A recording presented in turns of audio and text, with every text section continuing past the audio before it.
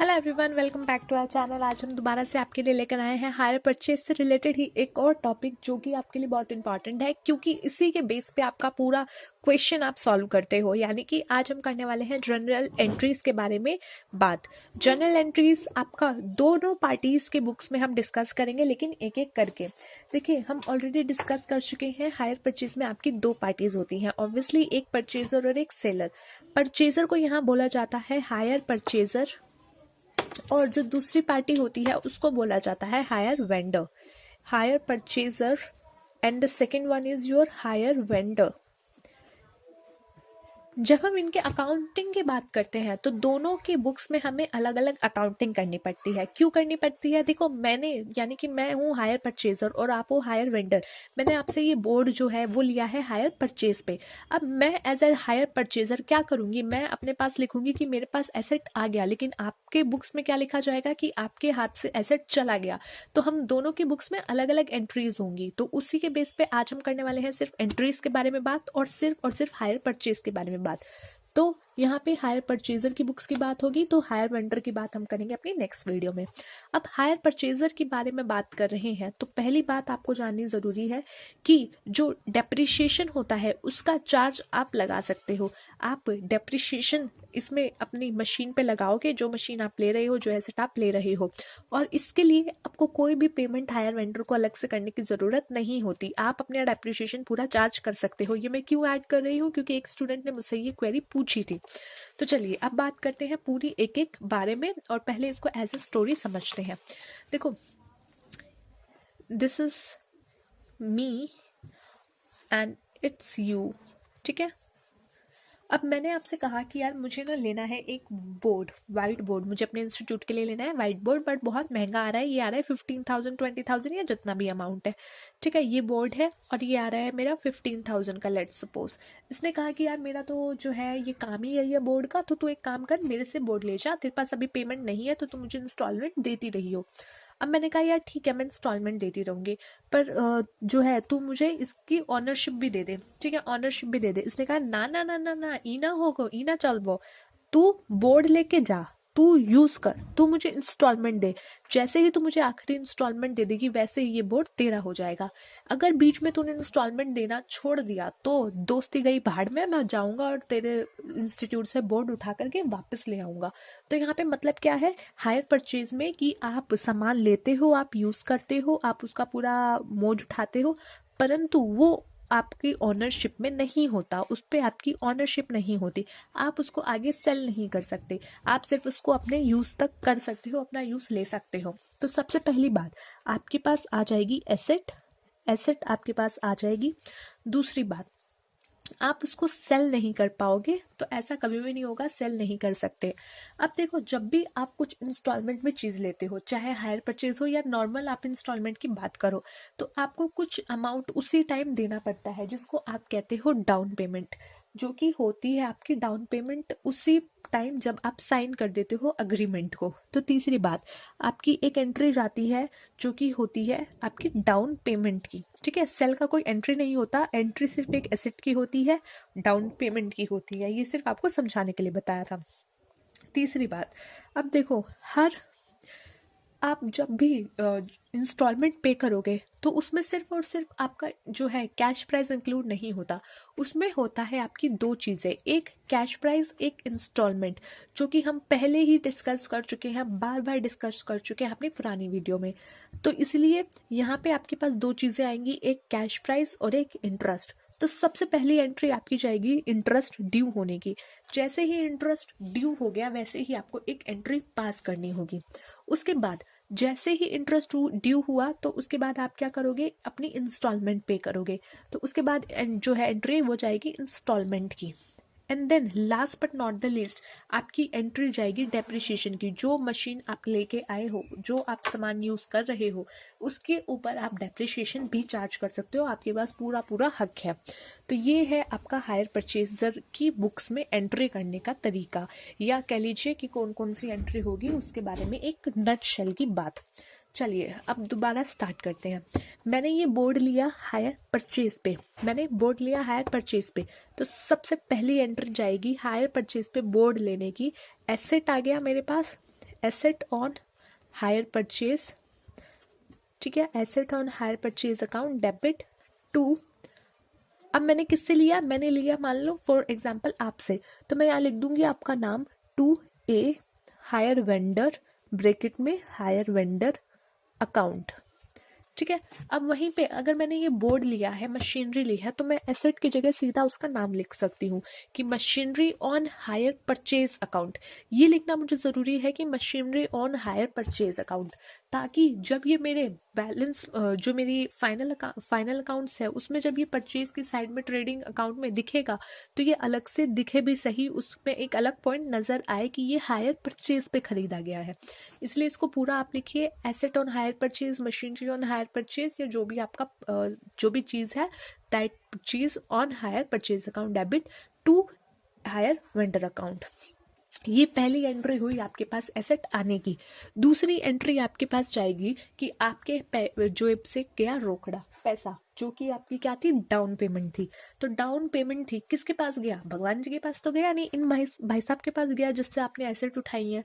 तो ये कौन है, ये है हायर वेंडर, ठीक है। टू ए हायर वेंडर लिखिए या हायर वेंडर लिखिए, जो आपको सही लगता है। अगर क्वेश्चन में नाम दिया गया है हायर वेंडर का तो आपको लिखना पड़ेगा टू ए हायर वेंडर, अगर नहीं दिया गया तो नॉर्मली आप लिखोगे टू हायर वेंडर, ठीक है। तो यहाँ पे आप लिखिए हायर वेंडर अकाउंट डेबिट।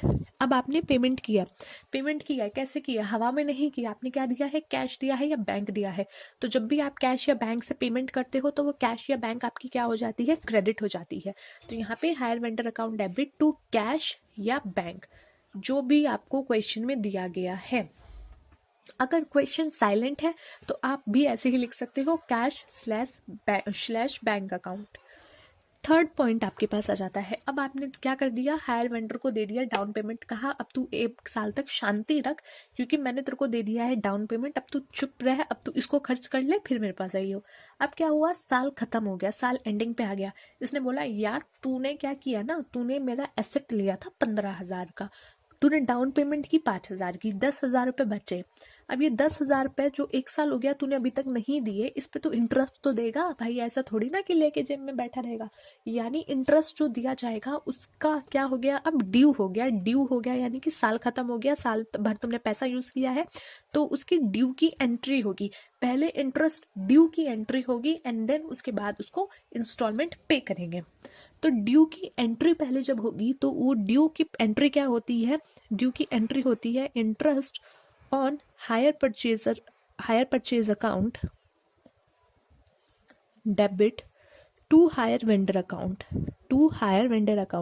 क्योंकि जो हायर वेंडर को हमने 10,000 रुपए देने थे उस पे इंटरेस्ट भी बढ़ गया, यानी कि हायर वेंडर की तरफ हमारी देनदारी और बढ़ गई, मेरी लायबिलिटी और बढ़ गई। जब भी लायबिलिटी मेरी बढ़ती है तो हम क्या करते हैं, क्रेडिट, तो इसलिए हायर वेंडर अकाउंट डेबिट। और interest on hire purchase, interest क्या है, अब मुझे इंटरेस्ट देना पड़ रहा है, which is an expense for me. अब एक्सपेंस कहाँ जाता है, एक्सपेंस भाई साहब तो चले जाते हैं P&L में अपना डेबिट साइड, तो ये भी चला जाएगा अपना P&L में डेबिट साइड, पुचुक करके वहां जाके बैठ जाएगा कि अपन तो है इंटरेस्ट, जो कि इंटरेस्ट पे किया गया है, और हम जाएंगे एज एन एक्सपेंस P&L में डेबिट साइड। तो ये दोनों की आपको समझ आ गई होगी। अब हायर वेंडर की तरफ मेरा पेमेंट बढ़ गया, यानी 10,000 रुपए जो ऑलरेडी देने थे प्लस जो इंटरेस्ट हमने देना था वो दोनों यहाँ पे आ गए। अब फोर्थ एंट्री जाएगी पहली इंस्टॉलमेंट की। अब इंटरेस्ट दे दिया, वो कहेगा देख देख देख तूने 10,000 देने थे, इंटरेस्ट भी लग गया, अब कुछ तो दे दे ताकि थोड़ा इंटरेस्ट अगले साल कम लगे, कुछ पैसा कम हो। तो उसने कहा हाँ भाई मेरे को पता है तेरा 1 साल हो गया, मुझे इंस्टॉलमेंट देनी है, चुप कर शांति से बैठा रहा, मैं तेरे मुंह पे मारूंगा तेरी ये इंस्टॉलमेंट। तब आपने क्या किया, इंस्टॉलमेंट दे दी। जैसे ही आपने इंस्टॉलमेंट दी तो हायर वेंडर अकाउंट हो जाएगा आपका डेबिट। क्यों हो जाएगा हायर वेंडर अकाउंट डेबिट, क्योंकि हायर वेंडर मेरे लिए है लैबिलिटी, मेरे सर पे बैठी हुई है देनदारी, मुझे इसको पेमेंट करनी है। तो जैसे ही मैंने इसके मुंह पे उठा के पेमेंट मारी, ये चला गया डेबिट में उतने अमाउंट से, ठीक है। पूरा हायर वेंडर का बैलेंस डेबिट नहीं हुआ, पर जितना पेमेंट मैंने इसको किया उस अमाउंट से ये डेबिट हो गया। टू, अब मैंने भी इसको हवा में तो पेमेंट की नहीं होगी, तो ये कही होगी टू कैश या बैंक के थ्रू, टू कैश या बैंक अकाउंट हो गया मेरा क्रेडिट, ठीक है। अब इसके बाद बात करते हैं आपकी लास्ट एंट्री। लास्ट एंट्री यानी कि अब क्या हुआ, सीमा समाप्त, समय समाप्त, 1 साल समाप्त। अब 1 साल आपने ये एसेट यूज की है, इसके लिए आपने पैसा भी दिया है, चाहे आपने थोड़ा दिया हो, डाउन पेमेंट की हो, पर आपने पैसा दिया है, इसको आप यूज कर रहे हो, तो इस पे आप डेप्रिसिएशन लगाओगे। आपके ऊपर पूरा पूरा जो है आपके पास हक है इसको डेप्रिशिएट करने का। तो डेप्रिसिएशन जब आप लगाओगे तो आपकी एंट्री जाएगी profit and loss account debit to depreciation account, क्योंकि जब भी आप डेप्रिसिएशन चार्ज करते हो वो होती है आपकी एक्सपेंस, आपके लिए होता है खर्चा, और जितने भी आपके खर्चे होते हैं वो जाते हैं P&L अकाउंट में आपके डेबिट साइड। तो इसलिए यहाँ पे P&L अकाउंट में डेबिट साइड आपका चला जाएगा क्या, डेप्रिसिएशन के नाम से। तो ये 5 एंट्रियां होती हैं। अच्छा, अब एक और बात, अब आप कहोगे कि यार ये तो हो गई चलो 1 साल की बात, अब मान लो आपका नेक्स्ट ईयर भी आपकी इंस्टॉलमेंट जा रही है, थर्ड ईयर भी जा रही है, तो उस केस में क्या होगा, उस केस में आपको कुछ नहीं करना। उस केस में आपकी जो है सिर्फ 2 एंट्रीज आपकी चेंज हो जाती हैं। कौन सी, देखो, हायर परचेज से आपने एसेट तो एक ही बार लिया है, तो ये कभी भी कितने भी साल के लिए एंट्री वहां हो रही हो, पर ये वाली एंट्री आपकी एक ही बार होगी और खत्म हो जाएगी। पहले साल ये वाली एंट्री होगी। उसके बाद डाउन पेमेंट की एंट्री भी एक ही बार होती है, डाउन पेमेंट एक ही बार होती है, हर साल आप डाउन पेमेंट नहीं कर रहे होते उस एसेट के लिए, यानी उस पर्टिकुलर एसेट के लिए। तो डाउन पेमेंट की एंट्री भी एक बार हो गई, बात खत्म, उसमें कोई चेंज नहीं है। अब बात करते हैं इंटरेस्ट की। ये वाली एंट्री आपके लिए चेंज हो जाती है। चेंज हो जाती है का मतलब ये नहीं है कि ये ऊपर नीचे चले जाएंगे, नहीं, इसका अमाउंट चेंज होता है, एंट्री सेम रहती है। यानी दूसरे साल में भी आप इंटरेस्ट चार्ज करोगे तो जो अमाउंट चार्ज करोगे वो यहाँ आएगा, एंट्री सेम रहेगी। Fourth one is higher vendor को आप जो है इंस्टॉलमेंट नेक्स्ट ईयर भी देने वाले हो, तो ये भी एंट्री सेम रहेगी, अमाउंट चेंज हो जाएगा अगर इंस्टॉलमेंट का अमाउंट बदल रहा है। नेक्स्ट ईयर P&L की एंट्री भी सेम रहेगी, जो कि क्या होगी, डेप्रिसिएशन आपका रहेगा, और ये भी आपका अमाउंट चेंज हो जाएगा क्योंकि डेप्रिसिएशन साल दर साल बदलता रहता है। तो इसीलिए ये 3 एंट्री आपकी हर साल होती रहेंगी, अमाउंट बदलता रहेगा। कब तक होंगी, जब तक आप जो है इंस्टॉलमेंट पूरी पे नहीं कर देते।